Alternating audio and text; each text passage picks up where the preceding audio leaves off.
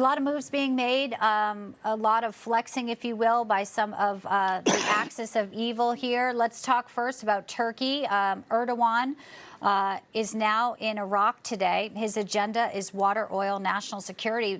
Comes a day after he sat down with the head of Hamas. Turkey is a NATO member. Gabriel, talk to us a little bit about what you see playing out here. So Turkey has long been, again, one of our alliance members, but they are not easy to deal with. Now, we have to remember they're partly in the Middle East, and so they have a lot of alliances that we find less than savory. Especially now what we're seeing is them cozying up to Hamas. Erdogan, the head of Turkey, has called Israel worse than the Nazis. He's been saying a lot of anti-Semitic rhetoric recently. What we're seeing now in Iraq is an effort to repair some ties there.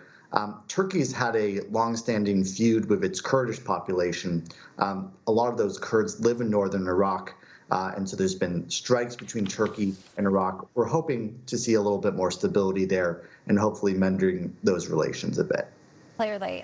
Well, for now, things have been somewhat stable when it comes to Taiwan and China, but we do know this huge aid bill, Gordon, that was passed does include aid, $95 billion for Israel, for Ukraine, and for Taiwan. Your reaction to what the House did, and now as it moves on to the Senate, we had the breaking news that Biden has had this call with Zelensky today, and obviously the timing's critical for them as Russia's planning a spring offensive.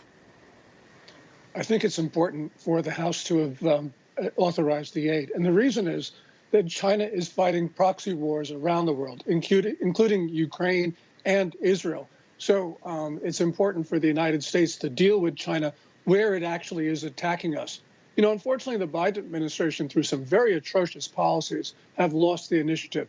And the Chinese and Russians and their partners think that they can do what they want, which means we have to confront them where they have been attacking us, and that includes Ukraine.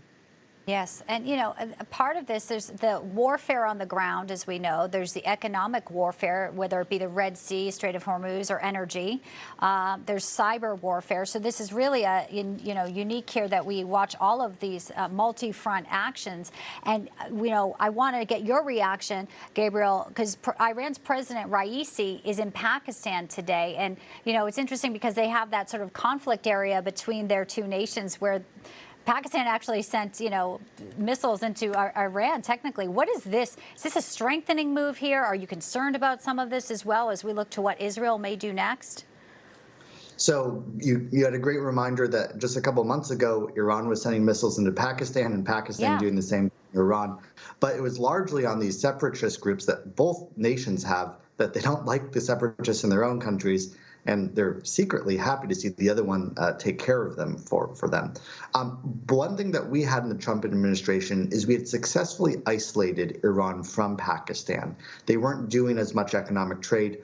Now what we're seeing is them trying to resume pipeline trade, and we haven't seen the Biden administration lead in Pakistan. We haven't seen them developing good relations. So I'm very concerned now that we're going to see Iran and Pakistan strengthen those commercial ties, maybe resume their oil trade. That would be very damaging, again, to our interest in containing Iran and their economic influence. And when it comes to Xi, Gordon, I mean, some of the real sinister part of this is that he's facing a lot of turmoil economically at home. So for him, these wars in Israel, the war in Ukraine, all benefit him in a way because it takes away from the focus. Yes, absolutely right. One of the things that Xi Jinping, I think, is trying to do is to create turmoil abroad, because that means that his political opponents at home, at the top of the Communist Party, cannot move against him. See his hero is Mao Zedong, the founder of the People's Republic. Mao did this all the time throughout his almost 30 years at the top in China.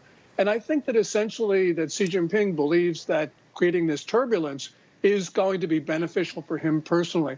And it's not just the proxy wars. It's also what he's doing right now with regard to the Philippines, which is exceedingly dangerous, and, of course, Taiwan. So it's across the board. China is destabilizing the world because Xi Jinping believes that chaos actually helps him personally.